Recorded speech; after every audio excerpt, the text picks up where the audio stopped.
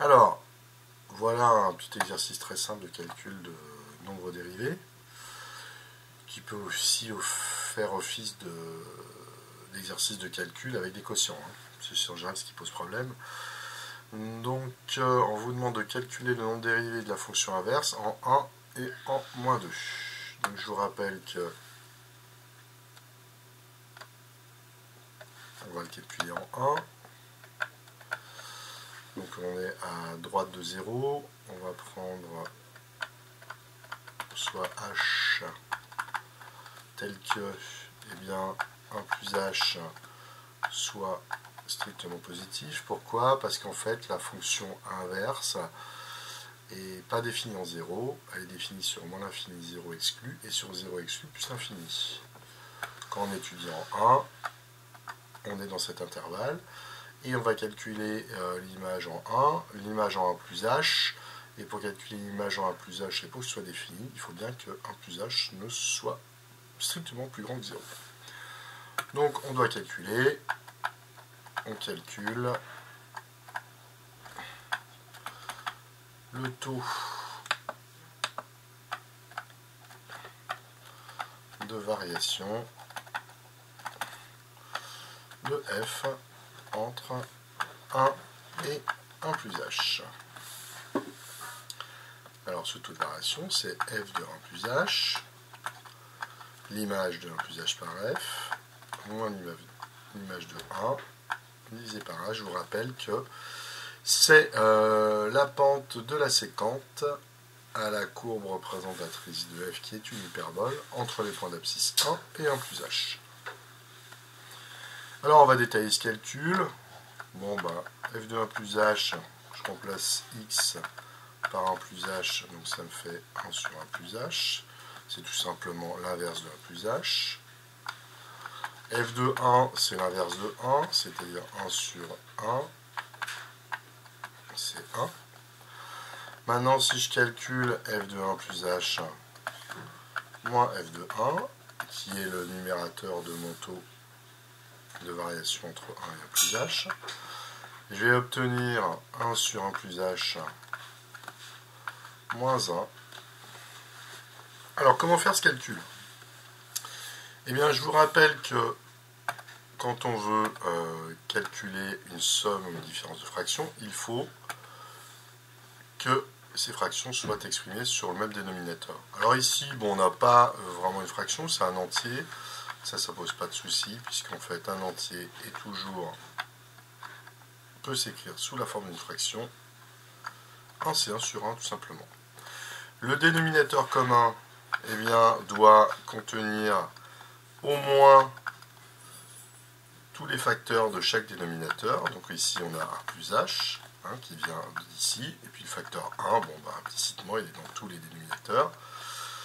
Donc, le dénominateur commun sera 1 plus h. La première fraction est déjà en 1 plus h, donc je ne la touche pas.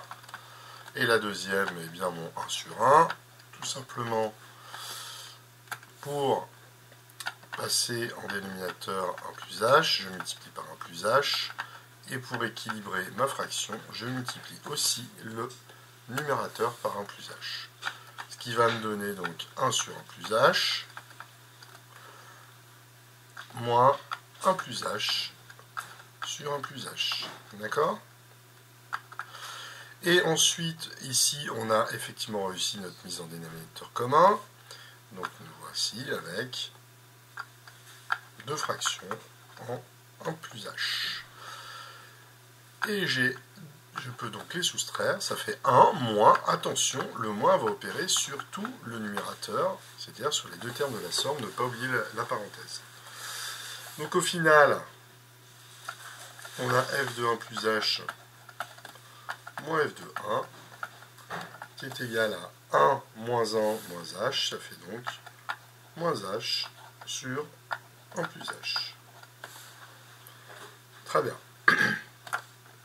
Passons au taux de variation entre 1 et 1 plus h. Et bien maintenant,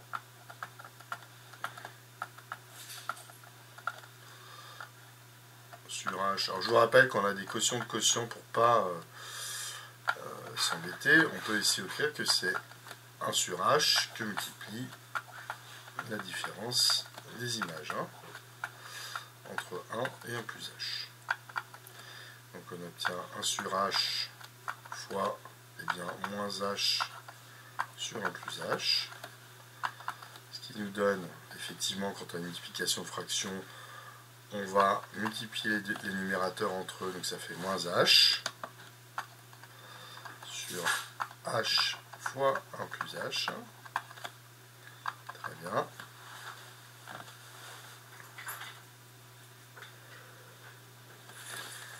Ici, on voit qu'on a un facteur h en haut et en bas. On peut simplifier. Donc on obtient moins 1 sur 1 plus h. Voilà. Alors je vous rappelle ensuite que voilà, on a calculé le taux de variation de la fonction inverse entre 1 et 1 plus h. Et l'idée de la dérivation est maintenant de faire tendre ce h, le problème avec les h qui s'écrivent ici comme des k. Voilà, c'est peut-être plus propre comme ça. Très bien. Eh bien, on va faire tendre les deux points de la séquente, hein, l'un vers l'autre. C'était, on va réduire cette h qui est infiniment petit, on va le faire tendre vers 0. Alors, la limite quand h tend vers 0 de 1 plus h est évidemment et 1. Et donc, la limite quand h tend vers 0 de moins 1 sur 1 plus h, eh bien ça va faire moins 1 sur 1, c'est moins 1. Donc, le taux de variation de f entre 1 et 1 plus h admet une limite finie. On en déduit que f est dérivable en 1 et que le nombre dérivé de f en 1 est égal à moins 1. Voilà pour ce qui est de la dérivation de la fonction inverse en 1. Donc là, je vous laisse regarder en détail. Faites une petite pause et je fais la dérivation en moins 2. Alors, pour étudier la dérivabilité en moins 2, eh bien, on calcule le taux de variation de f entre moins 2 et moins 2 plus h. Alors, cette fois-ci, on est à gauche de 0. Donc, moins 2 appartient à moins l'infini 0. Et moins 2 plus h aussi. Donc, il faut que moins 2 plus h soit strictement négatif.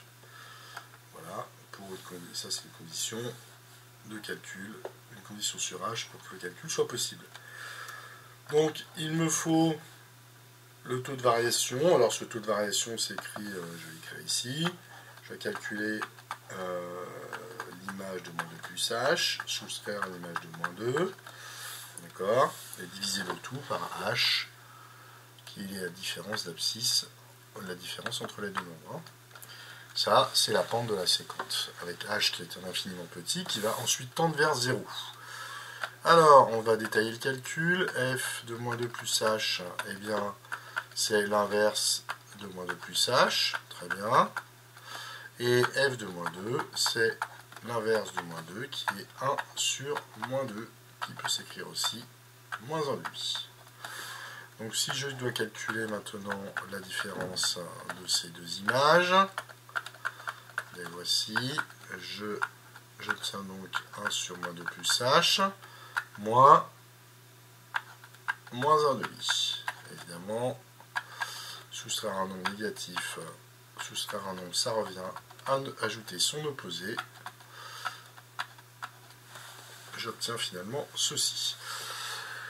Alors ici, toujours pareil, une réduction au même dénominateur commun, doit contenir les facteurs de chacun des dénominateurs de ma somme de fractions. Donc là j'ai le facteur moins 2 plus h, et ici j'ai le facteur 2. Très bien. Donc le dénominateur commun, c'est 2 que multiplie facteur de moins 2 plus h. J'ai réarrangé, vous savez qu'on peut multiplier dans les deux sens. Alors surtout, on ne développe pas là. Hein. On a un produit, on garde un produit. Vous savez que on développe très rarement qu'on a un produit. Le produit étant plus riche d'informations. Alors, comment faire cette mise en dénominateur commun? Je l'ai trouvé. Donc ici, j'ai 1 sur moins 2 plus h. Pour avoir le dénominateur 2 fois moins 2 plus h, je dois multiplier par 2. J'équilibre ma fraction. Ici, plus 1, alors 1 demi, je dois le passer en 2 fois moins 2 plus h. Donc je multiplie le dénominateur par moins 2 plus h. J'équilibre en multipliant le numérateur par la même quantité. Et j'obtiens... Tout est maintenant sur le même dénominateur. Je peux ajouter, ça fait 2 facteurs de moins 2 plus h. J'ai donc 2 plus moins 2 plus h. On va écrire la fin du calcul ici. 2 moins 2, ça fait 0. J'obtiens donc h sur 2 fois moins 2 plus h. Très bien. Maintenant, on finalise le calcul. Très bien. Et là, on doit diviser par h. Donc c'est la différence des ordonnées sur la différence des abscisses. Ce qui nous donne bien une pente. Et là, j'obtiens donc... Je vous rappelle que diviser par h et multiplier par 1 sur h. C'est très bien de l'utiliser, cette propriété, dès qu'on fait des calculs de quotient, parce que sinon ça devient un peu étrange comme calcul. Voilà. C'est toujours plus simple de multiplier que de diviser. Et donc je remplace la différence des images par l'expression trouvée plus haut. Ici j'ai un facteur h en haut et en bas. Et j'obtiens donc